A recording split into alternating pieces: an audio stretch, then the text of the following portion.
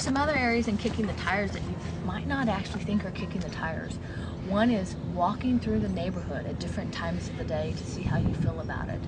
Bring your dog out if you have a dog, or walk with your kids just to get a good feel, like how close are you to different areas, how do you feel about the neighbors.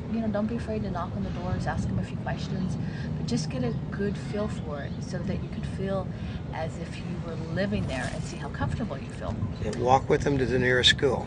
Oh, that's right. That's especially important because you want to check the route. That's right. Because the route's really important too. Also, if you're moving to an area where you're not from right now, and commute may be a consideration. Of course, not only are you looking at how much gas does it take, how long will it take. You don't want to just take somebody's word for it. You want to feel what it's going to be like, because you want to know, it's like, well, if I move out there, do I want to go through this all the time? It's easy if you're going through a shorter commute, but just because a commute looks to be shorter doesn't mean that it is shorter, because traffic patterns are different times of the day, different times of the year, but you'll get an idea, at least if you try it once, maybe twice. So for example, if you're moving to an outlying area and you don't know somebody out there, stay in a hotel, get up at the time that you think you would need to get up, or actually just a little earlier too, so you can go to work, just like you live there. Yeah, sounds easy, doesn't it? But it'll give you a good idea.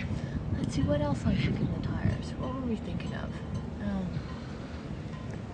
Let's see. Oh, feeling the house. I know that sounds like a strange thing, but part of moving to a new house is seeing what the house is going to be like. You can envision different changes you're going to be or different changes that you're going to make with your furniture there, if you're going to make changes in the house, etc. But part of it is just being in the house, feeling what it's like, whether you turn on the music or not, things that you do on a normal basis. Because you may find out that, when you're up in that bedroom and the garage door opens, you can really hear it. I know that sounds really strange, and it could be a really irritation.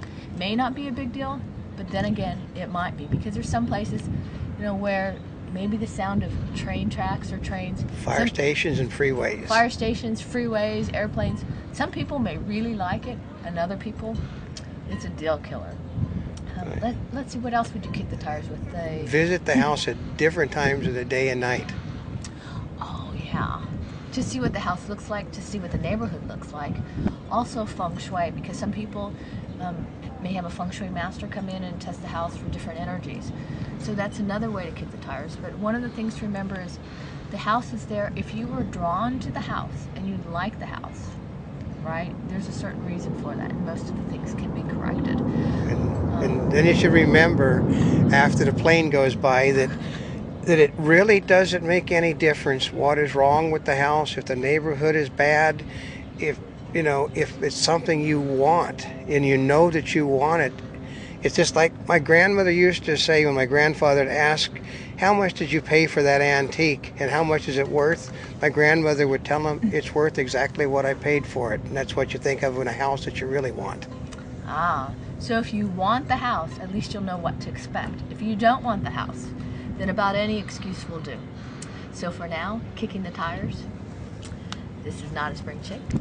We'll see you next time.